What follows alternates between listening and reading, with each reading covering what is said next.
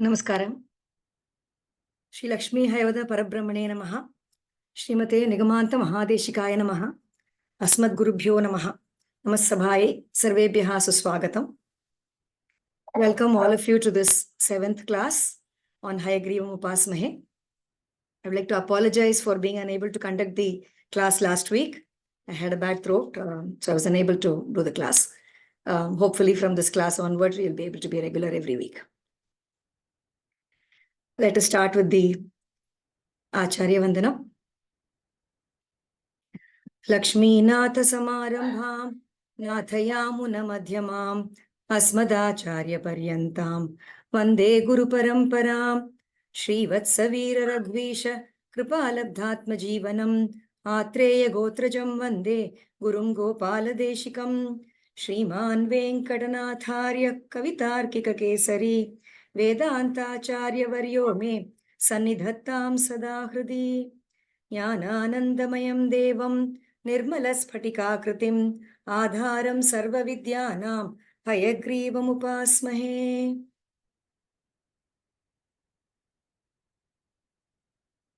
So we've looked at 12 shlokas. We're going to start with the 13th verse today.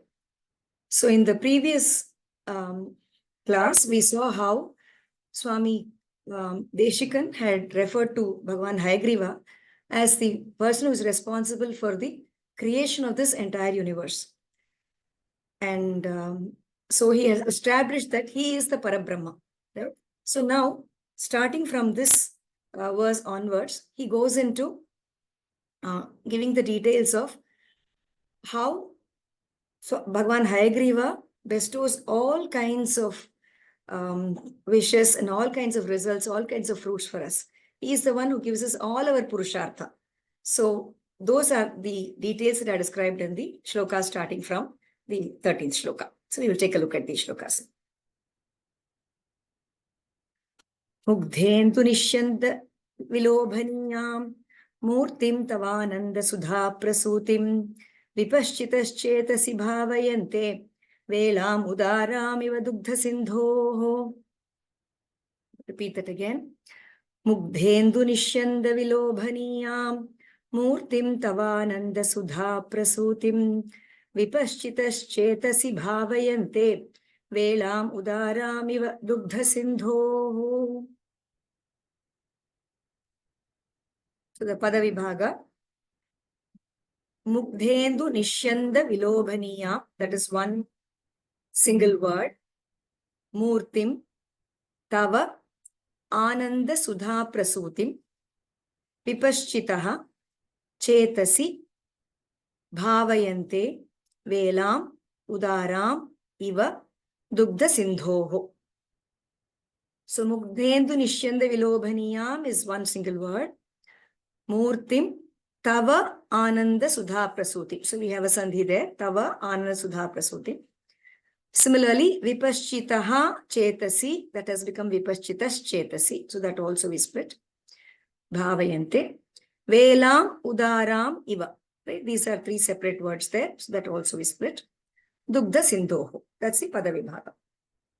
Now if you look at the Anvaya for this, vipaschitaha mugdhendu nishyanda vilobhaniyam ananda sudha prasutim Dugdha sindhoho udaram velam iva tava murtim chetasi bhavayante.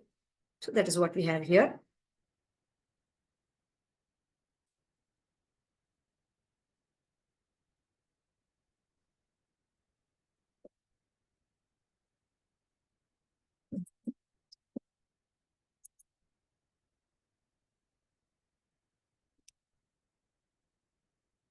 Vipaschitaha mugdhendu nishyanda vilobhaniya ananda sudha prasutim dugdha sindhoho udaram velam iva tava murtim chetasi bhavayante.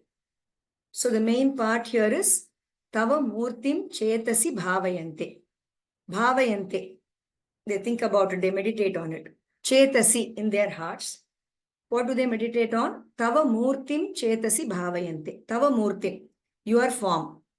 They think about. Who thinks about it? Vipaschitaha tava murtim chetasi bhavayante. Vipaschitaha.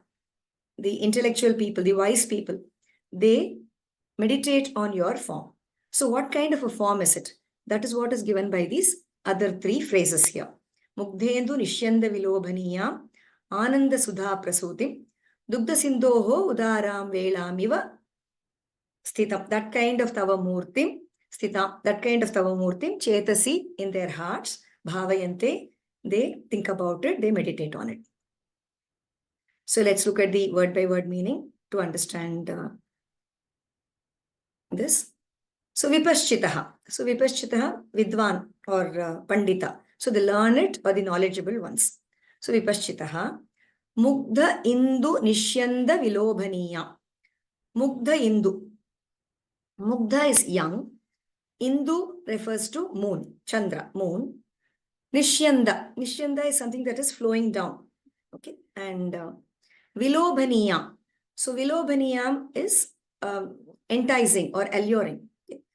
So what we have here is, your form is like the mugdha indu nishyanda vilobhaniyam. It is enticing like the rays which are flowing out of a young crescent moon. So mugdha indu, think of a young crescent moon and the rays that are coming out of it, and they're just flowing out of that, right? So that flow of rays, that white flow of rays that we are seeing, so like that, it is alluring. You just want to keep on looking at it, right? So like that. So mugdha indu nishyanda vilobhaniya. The second phrase we have is ananda sudha prasuti. Ananda. Ananda is bliss. Sudha is nectar. Ambrosia, nectar. Prasuti. Prasuti is source. So it is a source of the nectar of bliss. Ananda is bliss, happiness. So Ananda eva Sudha, that Ananda itself is the bliss, is the Sudha, is the nectar. And your form is the source for that nectar. So this nectar of bliss is emanating from you, is flowing out from you. Ananda Sudha Prasuti. Third phrase we have is Dugdha Sindhoho Udaram Velam Iva. Dugdha Sindhu. Dugdha is milk, Sindhu is ocean. So of the milky ocean, Udaram, it's huge, large, overflowing. Velam, it's the border or tide. Okay? The tide, the overflowing tide of the Milky Ocean. So just as, when the moon shines, right? So we say that it causes the tide to occur and the ocean rises. So here, the Milky Ocean is rising. It's overflowing. Your form looks as if it is like the overflowing tide of the Milky Ocean. So Iva, so like that your form is. So Tava Murti, Tava, your Murtim, form, Chetasi, in their hearts, Bhavayante, meditate. They do bhavana of that. They think about it in their hearts. Okay, so Vipaschitaha, so the learned or knowledgeable ones, Mugdha Indu Nishyanda Vilobhaniya, enticing like the rays flowing out of a young crescent moon, which is also like Ananda Sudha Prasuti, which is also the source of the nectar of bliss, which is also like the Dugdha Sindhoho Udaram Vela, of the Milky Ocean. It's the large or overflowing tide or the border. It's flowing out of its borders. The border is expanding, right? So it's like that. So it's an expanding Milky Ocean.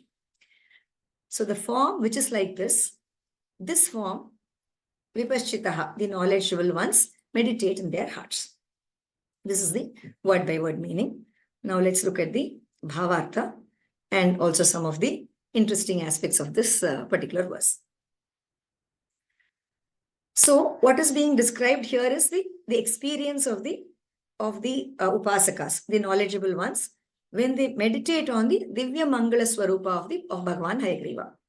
So this Divya Mangala Swarupa, right, that's the Rupa. When you say Tava Murtim, that Murti is a Divya Mangala Rupa. So that Murti it's radiating spotless, pure white rays of bliss. And all the upasakas, the knowledgeables, they become immersed in it. So it is this immersion in that bliss that is being described in this particular shloka. So it says Bhagavan, so knowledge seekers and your devotees, okay, they meditate on your pure form in their hearts, your pure white form in their hearts, envisioning it in many ways. Okay, so what are the ways in which they think about it or they can think about it? So your appearance is alluring. It's alluring like or even more enchanting than the cool pleasing, white, shining rays of a young crescent moon. Okay, so it is even better than the young crescent moon. So when we say it is like that, what we actually mean is it is even better than that, right? Because anything is always is not enough of a comparison for the Lord. So we just go as close to it as possible. So definitely it is, your appearance is even more enchanting than the cool, pleasing, shining rays of the young crescent moon. So one cannot stop wanting for more. You always want more and more. And it is a source for the flow of the ambrosia of bliss. So bliss is flowing out from that, but from you, from this murti. So it is rasatmaka. It is essence. It is of the essence. It's just full of rasa. Okay?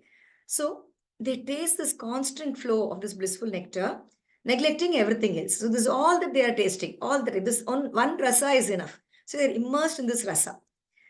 So, and it is also like the rising tide of the overflowing, bubbling, frothing, milky ocean. So that is what we mean by velam udaram iva dugdha sindhoho, right? So it is just flowing. It's rising tide. It's overflowing. It's bubbling, frothing.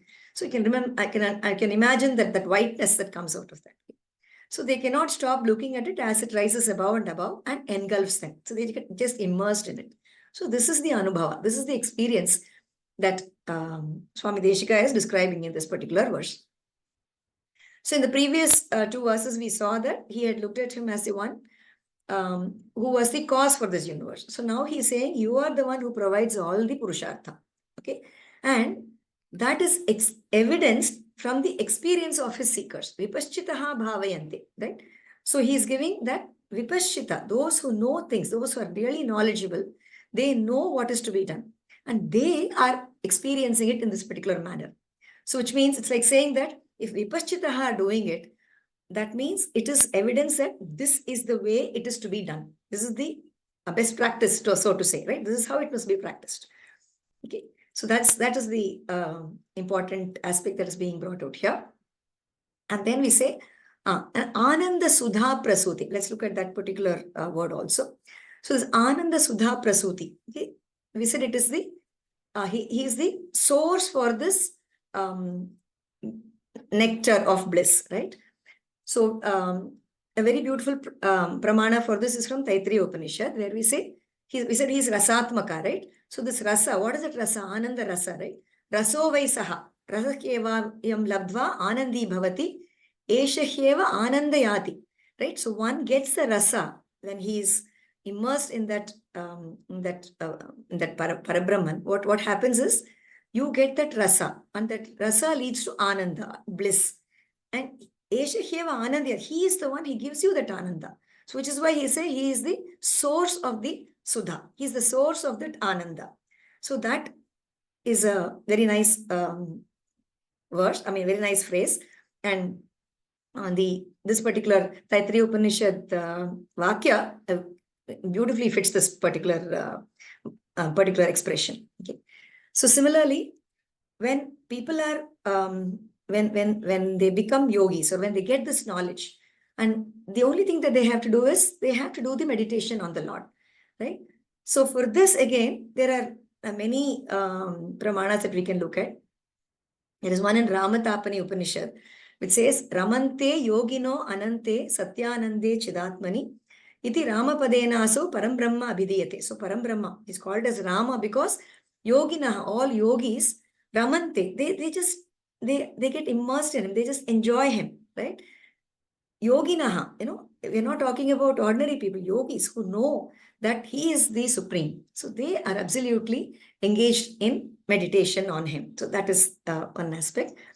Of course, Bhagavad Gita, we have a very interesting number of shlokas which talk about how yogis have to be totally involved in Bhagwan.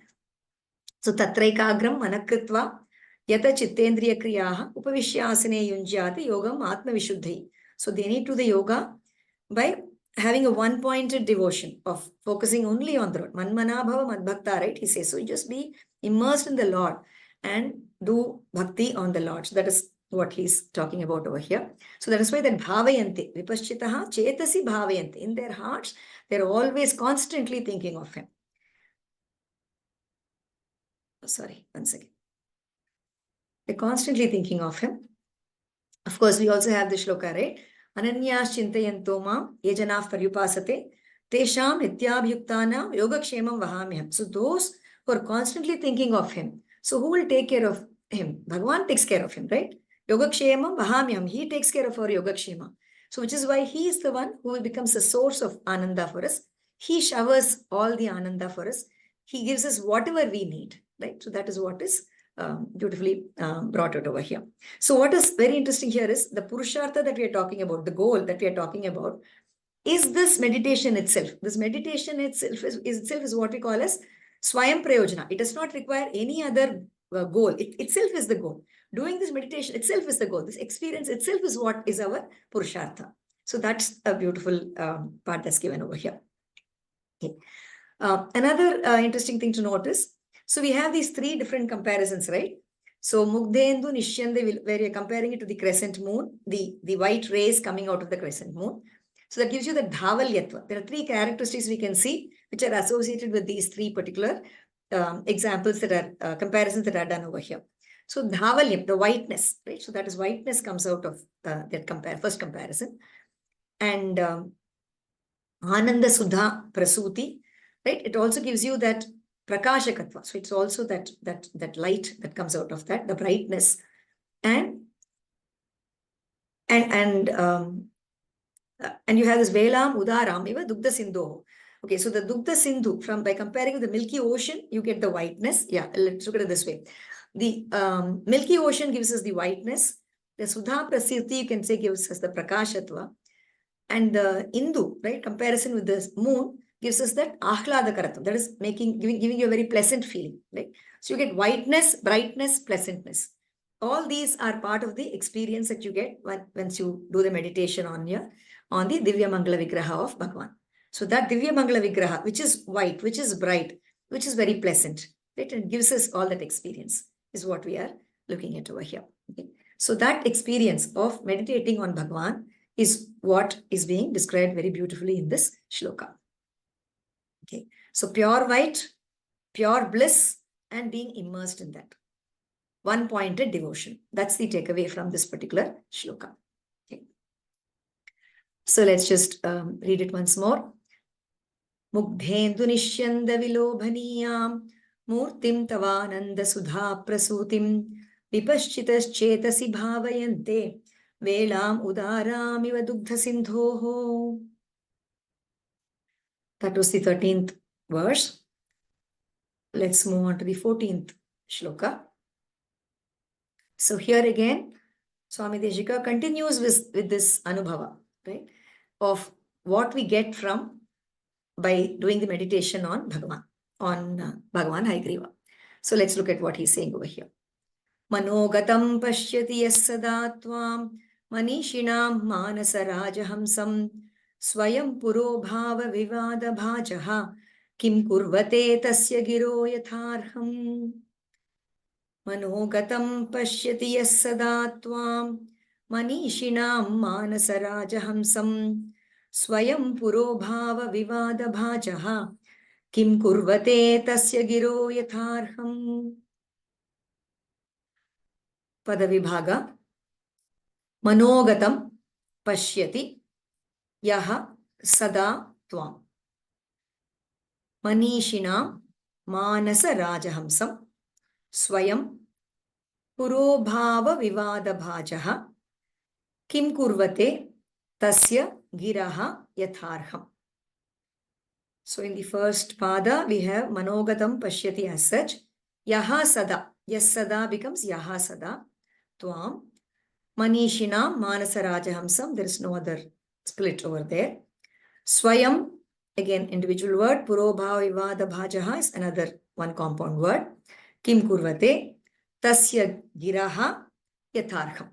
Giro yatharham becomes giraha yatharham. So let's look at the anvaya for this.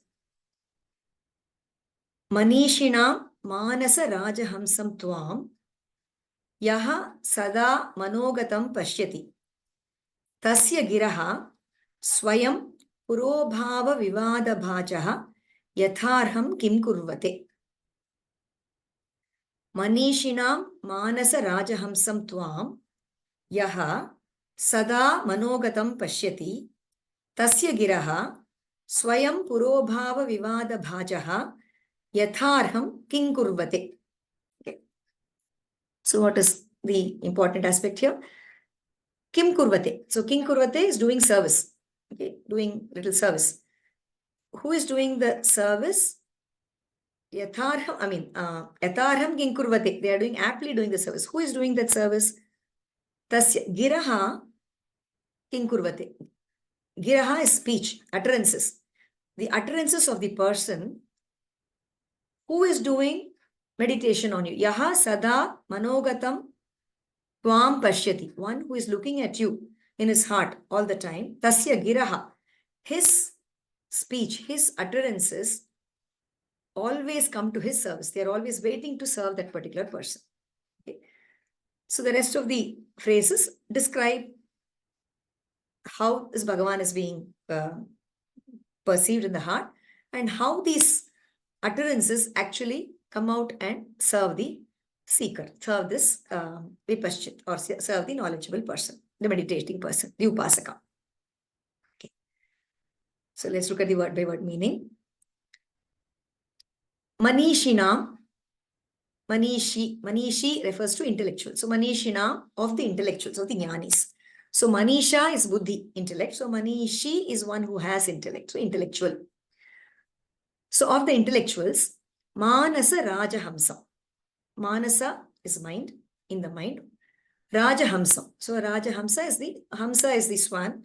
Rajahamsa. So you can look at the king swan. So there is a interesting use of words over here. So Manasa Rajahamsa. So he is like the Rajahamsa. Okay. That is Bhagavan Hayagriva is like the Rajahamsa in the Manasarovar lake. So Manasa refers to two things. One is the Manasarovar lake, the lake Manasarovar. What we call it the Manasa Sarovar. Sarovara is lake. So the Manasa lake that we have, right? Which is supposed to be clear, crystal, and so on. And you have this white Hamsa, Raja Hamsa, which likes to wander about in that particular lake. So like that, Bhagavan Hayagriva likes to wander about in the Manasa, in the minds of his devotees, of the intellectuals. Okay? So he is the Raja Hamsa in the Manasa. So he is like the Raja Hamsa, King Swan, in the Manasa Sarovara, which is the lake of the mind. Okay? So that is what is being depicted by this, just two words, Manasa Raja Hamsa. So this Manasa Raja Hamsam Tvam. Tvam, you. So you, who is like the Raja Hamsa or the King Swan in the Manasa Sarovara, lake of the mind, of the intellectuals. Whose mind? Of the intellectuals. So this phrase, Manishina Manasa Rajahamsam Tvam, refers to that aspect. So such a person, such a description of Hayagriva. So this Hayagriva, who is like this? Yaha, who, sada, always, manogatam, manaha again mind, gatam, in the mind. So as residing in the mind, pashyati, sees. So one who is always seeing you like this, as residing in his mind, right? Because Manasa Rajahamsam, right? Obviously he is in the mind. So in your mind, you are perceiving him like this. The intellectuals are perceiving like this in their minds. So a person who is always perceiving him like this, who is seeing him like this, constantly seeing him like this, sada pashyati, always seeing him like this, tasya, to that person, his speech, his giraha, his speech, all his utterances, swayam, on their own, purobhava vivada bhajaha, competing or arguing to be the first ones. So purobhava. So purobhava is wanting to be in front. Puraha, in front. Bhava, you want to be in front. Wanting to be in front is purobhava. So vivada bhajaha. Vivada is a competition or an argument. So an argument to be the first. Me first, me first. You know, all the utterances are saying, are an argument saying, I want to be the first one. I want to be the first one. So that is the purobhava vivada bhajaha that is described here. So all these utterances which are competing like this, yatha arham, fittingly, as is required, as apt as possible, king kurvate, they serve him. They do, kainkarya for him. So king kurvate, they are doing little service for him. So they serve him in a very apt manner. Okay? All words, though they are competing with each other, right? So still, there's no confusion. They aptly serve him. So the right utterances come out of that particular person automatically. So on their own, these words just come to his mouth. They just come out of his mouth. So that is the beautiful description that we have over here. Okay. Yeah. So let's look at the bhavartha. So I hope you understand there are not many complicated words over here. This Manasa Rajahamsa is one very nice comparison that is being done over there. It's more like a Rupaka Alankara. So that we have. And Puro Bhava Vivada Bhajaha again is another interesting depiction of how the utterances are competing with one another to come in front. Okay. And Yatharham, so as fittingly as possible, without exceeding that limit, exactly they fit. So that Yatharham is also another apt phrase that is used to depict how these words that are being uttered by such persons are absolutely measured and correct. Let's look at the Bhavartha. So basically what we are saying here is, we saw in the previous verse that you are getting the full Anubhava, experience of Ananda. Okay, now he says not only Ananda Anubhava, even small benefits or results, okay, or whatever you would look for, any siddhi kind of a thing will also come to you automatically without any effort. So a person who meditates on Hayagriva obtains all vidya, all knowledge without any effort. So it just comes to him automatically. Okay, that's that. Effortless gaining of knowledge is what is pointed out over here. Okay. And as we saw, so Hayagriva is compared to a king swan. So a swan, a Rajahamsa. So who likes to wander about in the lake of the mind of the intellectuals. Okay. So just as the king swan likes to wander about in the Manasa lake, Hayagriva likes to wander about in the minds of his devotees. So which means he's constantly present in the minds of his devotees. And so the devotees are constantly looking at him. Okay, this white, so you can also see that Hamsa is always associated with Jnana also, right? Hamsa Upadesha. Bhagavan comes as Swan to do Upadesha. So Swan is also associated with Jnana. So as a person who is giving knowledge, he is present in the hearts of his devotees all the time. Okay. So to such a person who always, in all states, in all places, at all times, perceives him as stationed in his heart, all utterances, words, phrases, sentences, they all compete with one another to be the first to be uttered. So they say, no, I will be the first to go, right? So and this is very important. It's sada pashyati. So that's a very beautiful phrase there. Very simple word, sada, always. So what do we mean by always? Always is in all states, in all places, and at all times, you continuously think about Bhagavan being in your heart. So to such a person, all vidyas, all knowledge, they come to him without any effort. They are fighting with one another to serve him. So and they serve him aptly without any confusion. So what we mean here is, so even though they are fighting with one another, when the time comes for something to be uttered, without any confusion, the right term comes out automatically, right? So basically, this is to illustrate that Hayagriva Dhyana, do Upasana for Hayagriva, it gives whatever fruits the Upasaka desires as a secondary result. So primary result is you get the Ananda, you get the bliss, you get the knowledge. Secondary results are, whatever vidya you require, whatever has to be done by you, automatically you will be able to do it correctly. That's the bhavartha that we have here. Okay. So the sada pashyati, so that's a very important term here. Okay, so as I said, in all states, in all places, at all times, right? Sarvadesha, Sarvakala, and Sarva Avastha. In all places, at all times. Okay. One very apt pramana for this will be again from Bhagavad Gita. So Bhagavan says, right, in the 8th chapter, he says, Tasmat Sarveshu Kaleshu Mam Anuswara Yudhyacha. Right? So you, Sarveshu Kaleshu, at all times, Mam Anusmara, think of me. Do smaranam of me, even when you're fighting. So we said, right, in all states and at all places, even in the battlefield, at all places, in all the in the battlefield too, in all states, while you're fighting too, right, you think of me. That's what Krishna says. So at all times, so in all states, so whatever you're doing, constant dhyana of Krishna, of Bhagavan Hayagriva. So that is what we are saying here. Okay. And there's a very beautiful Purana shloka also. which tells you how even a minute, even a second, even a fraction of a second should not be wasted without thinking of Bhagavan. Right? So this Purana Shloka says, Yan muhurtam kshanam vapi vasudevo na chintyate sa hanihi tad mahat chidram sa bhrantihi sa cha vikriya. Okay. So this is a very beautiful quotation that we see. So it says, Yan muhurtam, a muhurta, or even kshana, okay, just a moment, or you can look at it as even a fraction of a moment. Vasudevaha na chintyate. Even for a second, if we don't think of Vasudeva, of Bhagavan, sahani, that's a loss. Okay, that mahachita, that's a big gap. And that's a bhranti, you lose, it's a delusion. You have lost, you're doing something which is not to be done. You're doing something which is absolutely fruitless. So even a second should not be wasted without thinking of, wasted without thinking of Bhagavan Hayagriva. So constantly thinking of him. So to that particular Upasaka, to that Jnani, right, these words come fighting. Okay, so they're coming in this I am first manner. So all Vidyas are rushing to him. Okay, that is basically to say that when the Jnanis visualize him, Vak Siddhi comes automatically to them.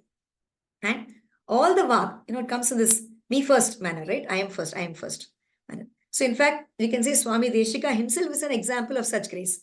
So with the grace of Hayagriva, he was able to, all the words, look at the number of works that Swami Deshika has created. Everything just came to him, right? So that is another example. Okay. Now, this also reminds us of another incident in, this Kim Kurvate, that everything coming forward to say, I want to serve you first, right? So we have a very interesting parallel in Ramayana. Now, in Balakanda, right, when Rama and Lakshmana are young boys going with Vishwamitra Maharshi to Siddhashrama, to protect Vishwamitra's yajna, sacrifice. Right? So on the way, Vishwamitra does the upadesha of all astras and shastras to Rama and Lakshmana. So when he does all the upadesha, there, the way Valmiki Bhagavan describes that is, so the moment all the shastras and astras have been learnt by Rama, immediately all those weapons, they appear before him in form, right? And they come and say, what can we do for you? Kim Kurmaha, what can we do for you? What can we do for you? Everybody is coming. Each of the weapons are coming to say, what can we do for you? So this, what can we do for you? This particular way of this willingness to serve, right? So that is what the similar thing is what we are looking at over here. Of course, there Rama says, I will, when I think of you, you come to me. Until then, whenever I need you, I will think of you. At that time, you can serve me. That's what he says over there. But here we have this thing saying that automatically the words come when the necessity is there. They just automatically come in and the apt one automatically comes. Even without the person thinking of what I should say, what needs to be said automatically comes to him. So that's the beauty of Hayagriva Dhyana. Right? So even for Bhagavan, I mean, to say it in a very light sense, so Rama had to think about it for that particular weapon to appear, right? So here, even without thinking of that particular word or of those particular words that have to be uttered, those words automatically come to that person. So all the anugraha, all the grace of meditation on Hayagriva. It's all Hayagriva's grace. Okay. So Hayagriva provides not only the bliss that we talked about, but even these smaller things that are required, as a person who is composing shlokas or who is doing debates or who just is speaking about various things. So the right speech comes to you automatically. That's the essence of this particular shloka. Okay. Manogatam pashyati yassada tvam manishinam manasarajahamsam swayam purobhava vivada bhajaha kinkurvate tasya giro yatarham. Manogatam pashyati yassada tvam manishinam manasarajahamsam swayam purobhava vivada bhajaha kinkurvate tasya giro yatharham. So that is the second shloka, which deals with the results or the fruits of meditation. So in the previous one we saw that we get bliss, that ananda, and you're soaked in that ananda. Now we saw how by doing that meditation, speech, whatever speech is required, vak siddhi happens, and that comes to you automatically. Okay. So let's move on to the next verse.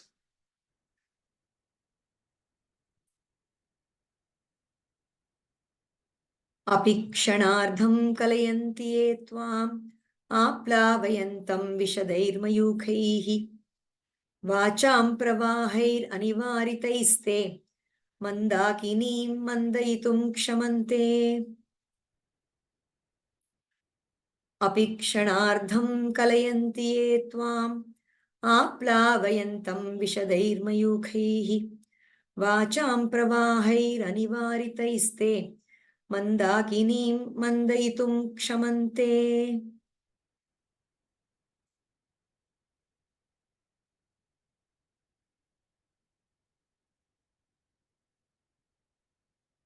There are a couple of questions. I will answer the questions at the end.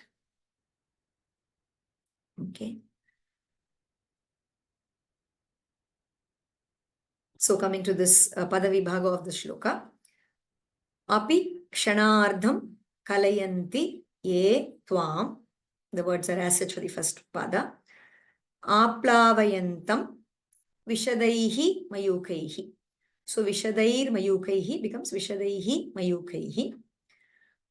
Vacham pravahaihi. Vacham pravahaihi. Anivaritaihi te. So pravahair anivaritaiste becomes pravahaihi anivaritaihi te mandakinim mandayitum kshamante. Api kshanardham kalayanti ye tvam. So no sandhi in the first pada. So we have one sandhi here, vishadair mayukaihi in the second pada. Aplavayantam as such. Of course, Anuswara becomes im. Vishadaihi mayukaihi. Similarly, vacham, makara here, ardhamakara here. Pravahaihi anivaritaihi te. Pravahair anivaritaiste. Right? So that's split into pravahaihi anivaritaihi te. Mandakinim mandayitum kshamante. Okay. That's the Padavibhaga. Now we come to the Anvaya. Vishadaihi mayukaihi aplavayantam tvam ye kshanardham api kalayanti te anivaritaihi vacham pravahaihi mandakinim mandayitum kshamante. Vishadaihi mayukaihi aplavayantam tvam ye kshanardham api kalayanti te anivaritaihi vacham pravahaihi mandakinim mandayitum kshamante. Okay. So the verb here is kshamante. They are able to do something. Who are able to do something? They. So obviously we are again going back to devotees. Okay, so devotees or the upasakas who are doing dhyana of Bhagavan, they are able to do something. So what are they able to do? Mandakinim mandayitum kshamante. They are able to, Mandakini is Ganga, the river Ganga. So Mandakini, the river Ganges, mandayitum, to make that appear sluggish. Mandakini can be made to appear sluggish by these people. So what would that mean, right? How would they make river Ganges appear sluggish? Because vacham pravai, because their vak, the utterances that come out of their mouth, right, that comes as a pravaha. That pravaha, that comes as if it's a flow. So that flow is better than is faster or is even stronger than the flow of the Ganga, of the Ganges. So that is what is said. So who? They. They do it. So who are those they? That they is described by ye tvam shanardham api kalayanti. So this describes the devotee and what they should do. And who should they play on? Tvam. That tvam is you. So that you is described by vishadaihi mayukaihi aplavayantam tvam. So we'll look at what these phrases mean when we're looking at the word by word meaning next. Okay. So this basically is now referring to, so we saw how the apt utterances come out. So now we are saying those apt utterances, they not only just come out automatically, but they come out in such flow that nobody can even stop them. Okay, so that is the that's the description that we have in this particular verse. Okay. So coming to the word by word meaning. Vishadaihi. So Vishada is white, pure white. Okay, so with pure white, Mayukaihi. Mayuka refers to Kirana or ray. Pure white rays. Okay. Aplavayantam. So aplavaya is to flood, okay, you engulf. So this Vishadaihi, Mayukaihi, aplavayantam tvam. Tvam you. So you, that is Bhagavan Hayagriva, who engulfs the devotees with pure white rays. So we saw that Bhagavan is radiating whiteness all through, right? So his white rays are just radiating out of Bhagavan Hayagriva. So those white rays are engulfing the devotee. So this, so that white, the pure white, that whiteness, that white and bright light that we are seeing. So that light, that blissful light that you're seeing, that is Hayagriva. So those devotees who are thinking of that Hayagriva, those devotees who kshanardham abhi, they don't even have to be thinking of him constantly for a long time. Kshana ardham, for half a moment. Kshana is the moment, right? Ardha is half. Even for half a moment, if the devotee kalayanti, api, even for that moment, kalayanti, if they think, if they meditate on you, just for half a second, half a moment, they anivaritaihi vacham pravahaihi, anivaritaihi, unstoppable. It's not stopped at all. It's just flowing continuously. Vacham pravaha. Vacha is vak is speech. Pravaha is flow. So by unstoppable flows of speech, by their unstoppable flows of speech, what they can do is Mandakini, the river Mandakini, Ganga, Mandayitum, to make it appear sluggish, to suppress it, to make it, to defeat it. Shamante are able to do that. So Mandakini, Mandayitum, Shamante. They are able to make Mandakini, river Mandakini, the river Ganga, appear to be very slow and sluggish. So they can, their flow of speech can beat the flow of Ganga. So you can look at it in north. So Mandakini, the river Ganges, it has so many different tributaries and all that also, right? Takes different paths. So similarly, the speech also will take different paths, will come at great speed, will be able to overcome all obstacles, and it will be able to reach its end. So in all senses, you can see that it will be able to, that is why we have this comparison of, it can, it's not even a comparison, it's actually a, what do you say, it's a different figure of speech, right? Where you say, it can even beat the river Mandakini, right? So that's the beauty of this particular verse here, okay? So let's look at this word by word meaning again.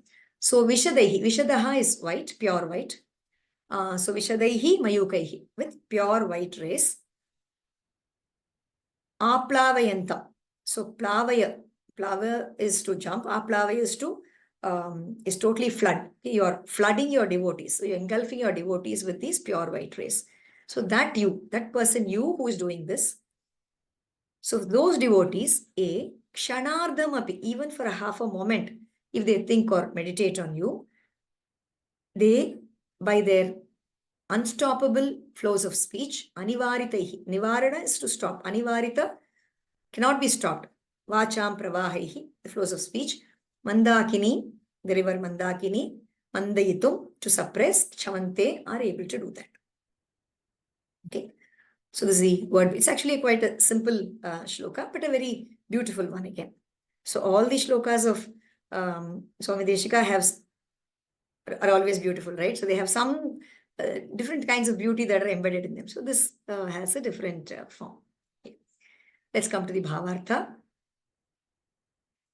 Yeah, so what is interesting here is, what Swami Deshika is saying here is, your devotees need not even do dhyana or meditation for long periods of time. So earlier he said sada bhavayante, right?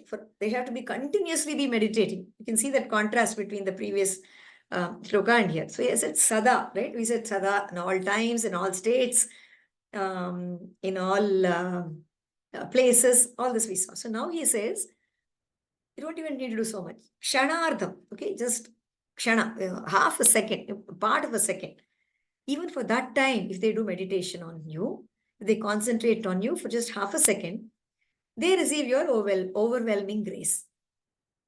So because you flood them with your pure white rays of knowledge. So you're just flooding them with your pure white rays of knowledge. So automatically what happens? They just think of you for even half a second, right? So that grace, that flows out of them in the form of speech. So this grace is such that the flow of their speech is faster than the flow of the river Ganga. Okay. So the flow of Ganga looks manda, sluggish, when compared to the speed of their speech. So that's the beauty over here. Okay. So for instance, see, this is basically, he's talking about a person who is, let's say, a debater. Okay. So before any debate, or even in the middle of a debate, okay, a debater may not get too much of time to do dhyana or to pray to Bhagavan, right? So even in between a debate, or just before a debate, or even just before you're saying something, a half a second dhyana, if you're able to do on Swami Hayagriva, on Bhagavan Hayagriva, right? That itself is enough to make your speech unbeatable. So no opponents will stand a chance against them. So which is why he says, anivaritaihi pravahehi. There is no stopping. So who is going to stop your speech? What is the meaning of stopping the speech? Stopping the speech basically means that somebody is going to question you, or somebody is going to find faults in your speech. So you will get faultless arguments. You will be able to put forth your points of view without any break in crystal clear manner, right? So that clarity of thought, clarity of speech, and clarity of expression comes automatically when you have the grace of Bhagavan Hayagriva. So praying for him just half a second, while you're doing anything for that matter, right? So even just now, if you just take half a second to pray to him, our understanding, our delivery, everything becomes so beautiful. So that becomes our experience. So this is the anugraha that we have of Bhagavan Hayagriva. Okay. So this again Swami Deshika himself is a great example of this. So we saw that, right, that he's a Kavitarkika Simha, right? So he is among the logicians, among poets, he's supposed to be the lion among them, right? So he was able to beat all his opponents very easily with the grace of Hayagriva. So that again is it's almost like his own experience is also brought out in this particular shloka, right? So that's the beauty of this one. Yeah. So basically, what is being pointed out here is that there's no kala niyama. Okay, there is no time frame or a time boundedness for getting the anugraha of Bhagavan. Okay, so Bhagavan Hayagriva's anugraha, his grace, can come just like that. In just a second, less than a second is all that he requires. He can bless us in less than a second. So you think of him for less than a second, he can bless you in less than a second. So at the beginning or the middle of a vada, middle of an argument, okay, you may get only that half a second. So think of him for that half a second, and that is sufficient to defeat all the opponents or to get your point across. Okay. So there's another analogy that we can note over here. So here which is kind of a hidden kind of an analogy. So he says that Vishadair Mayukaihi Aplavayantam Tvam. So how are they meditating on you? They're meditating on you as someone who is flooding them with these white pure rays of bliss and knowledge. Right? Jnana Anandamaya. So knowledge and bliss are being showered on us. Okay. So if you think of him as showering those rays of knowledge and bliss, right? So what happens when something is showered on you? Okay. Look at it as not just showered, it's flooding, right? Being flooded on you. Okay. So when, for instance, a mountain gets flooded by rains, okay, with copious rains, you'll have heavy flow of rains. Okay. So when that flooding happens, what will happen? all the rivers will flow out from it from all sides, right? From the mountain, you'll find that water will flow out in the form of rivers and streams and so on in all sides. Okay. So similarly, here, your devotees, right? They are being flooded with your rays of ananda, rays of knowledge. So naturally, what will happen? That knowledge, those beams of knowledge, right? So that flows out in various ways. So it comes out as vak, it comes out as speech, it comes out as speech, as different types of speech, as the right kinds of speech, which are all radiating knowledge and bliss. So that is the a kind of hidden analogy that we can note over here. So that flooding, when the flooding happens, it has to naturally come out through different streams, through different canals. So now that is how the va pravaha comes out. So and again, you can see that comparison with Mandakini, right? So Mandakini, Ganges, the flow of Ganges, there are many beautiful shlokas which normally describe the flow of river Ganges as, you know, as it comes out from the jata of Bhagavan Shiva, right? So it comes with great force, and it crosses various obstacles on its way. Whatever comes in its way, it just goes past it with great force. So with that force, the speech comes out, and it is able to win over any opponent. So that's the essence of this particular shloka. Okay. So the three shlokas that we have seen. So one describing the bliss, the next two describing the effect on the speech. Okay. So the previous one we saw, complete meditation on him makes all the words come out in an apt manner. And here we are saying that even a second, if you are able to think of him, of that form in your mind, so naturally it gives you this benefit. Benefit of speech. Vak Siddhi is what we are looking at here. Fairly simple description. Okay. So let's complete with reading this once more. Apikshanardham kalayanti ye tvam aplavayantam vishadairmayukhaihi vacham pravahair anivaritaiste mandakinim mandaitum kshamante. That's the third shloka. So we will complete today's session with these three shlokas. There are some questions. Let me take a look at the questions.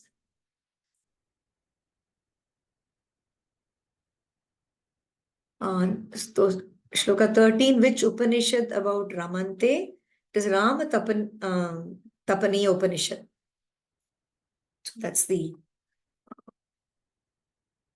shloka that we have there. So the shloka is, I have it here once again. Let me read out the shloka.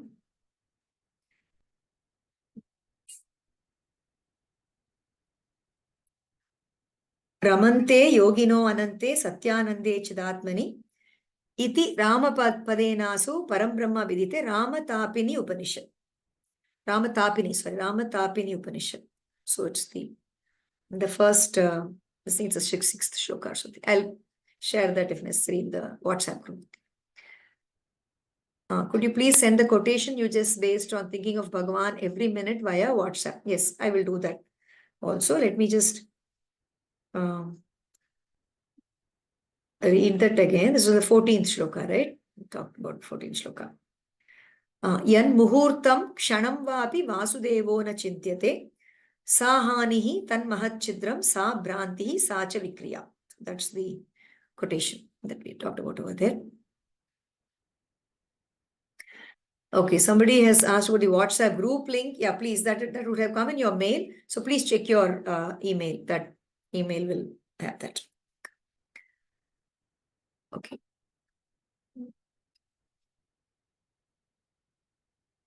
Okay, thank you for repeating. Okay, yeah, that's fine. So any other questions or comments? You can take that. If there are no other questions, I think some other questions come up.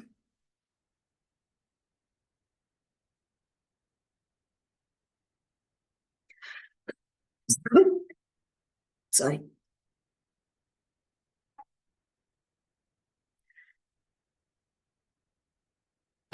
This Yan Muhurtam Kshanam Vapi is in the Puranas. So the exact reference for that I will share with in the group.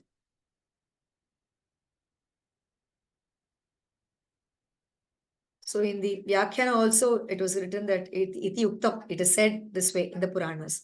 So which Purana I need to do a little bit of digging to find out which Purana it belongs to. I think it's probably Garuda Purana or one of those Puranas, which I can get back to you. But it's a very often quoted shloka. We find that in many of the, even in Lakshmi Tantra and so on, in the explanation, we find this particular quotation. So we will get the source for that shortly. Okay. So there are no other questions. I will conclude today's session.